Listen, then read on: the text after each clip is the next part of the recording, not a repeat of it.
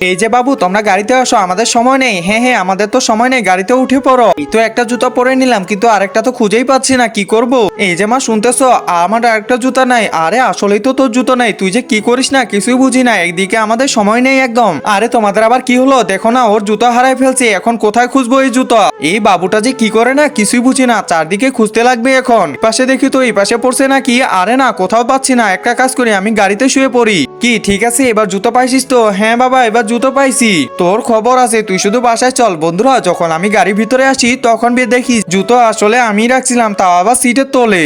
আরে মা বাপ দেখলে তো আমার অবস্থা খারাপ করে দিবে যে এটা এখানে পেয়ে গেছি। একটা কাজ করি, বাইরে রেখে দিয়ে চলে আসি। এই তো রেখে দিলাম। বন্ধুরা, একজন মা কতটা আপন হয়ে থাকে, যার মা নাই তাকে জিজ্ঞাসা করে দেখো। তো আজকে দেখবো কে কে এই মায়ের জন্য ভিডিওটিতে লাইক করে দিয়ে চ্যানেলটি সাবস্ক্রাইব করে দেয়। যারা যারা মাকে ভালোবাসো না, তারা ভিডিওটি থেকে দূরে থাকো।